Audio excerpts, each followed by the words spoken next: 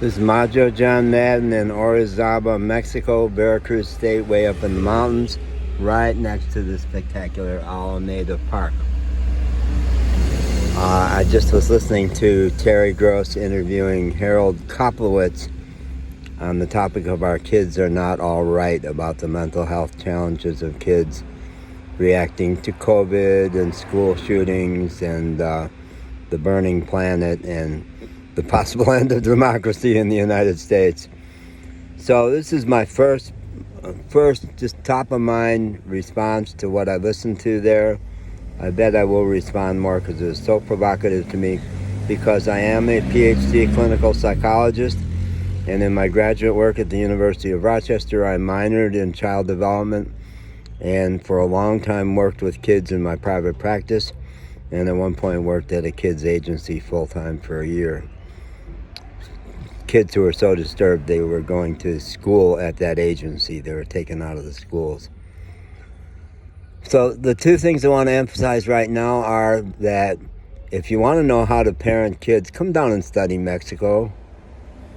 There should be lots of mental health research teams come down to Mexico and learn about Mexican parenting. I'll emphasize a couple of things. Kids, now you can't replicate the intact families in the U.S. because they ain't there.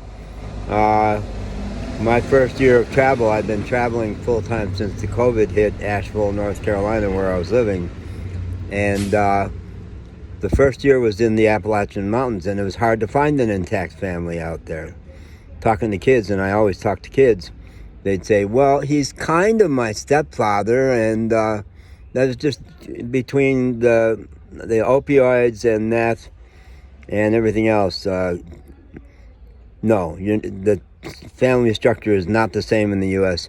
In Mexico, almost all kids, not all kids, because I can spot right away when someone was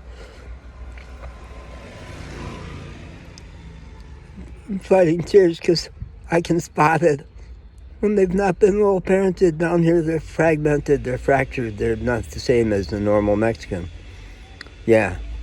But most kids have a web of extended family that touch them all the time, listen to them all the time, respect them, adore them. The families adore the children here.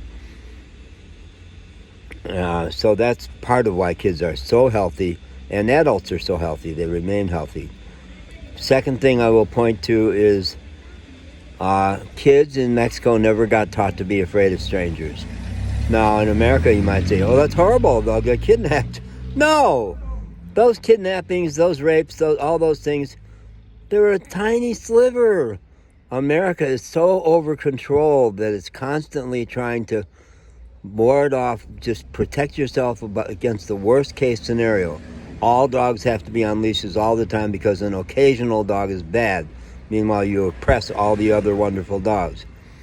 And all children must be taught to never make eye contact and never interact with strangers. You got to get the okay from your parents before you have anything to do with. Well, you're teaching them that's how you deal with people. You know, there's your family, and then there's everybody else. So you're saying in America, everybody else is dangerous, and watch out for them, and don't interact with them unless your parent says it's okay. How stupid is that? Kids in Mexico make eye contact with strangers, play with strangers. Parents love it because they're developing their social skills. Yeah, I spent a year along the Rio Grande Valley before dropping into Mexico a year ago. And I'm in a park, and I rise to greet this Latino family because Rio Grande Valley is 90% Latino. I rise to say hi, and the 5-year-old who's leading the pack comes over and rubs my belly. And I looked at it, I thought, this kid is wonderful. He was so cute and so funny, and so he just thought, oh, it's a big belly, let's rub that belly. And I looked at his parents and said, he's spectacular. They had good English. And they said, yeah, he loves people. Yeah, they weren't horrified. No, they liked it.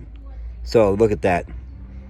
What happens if you don't train every kid to be terrified that any stranger on the street will snatch them into their car and go rape and kill them? You know? That terror lingers, and as a result, because kids are so expressive, Adults are so expressive. They just are alive. I had a 17-year-old say to me in Victoria, Mexico, and she was middle class, so she traveled. We don't enjoy interacting with American teenagers. No, they're like cardboard. They're not real.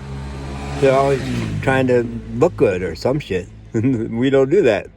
Yeah. So study the Mexican kids. I'm going to have more responses. There's more I could say right now, but I'm going to call it right there.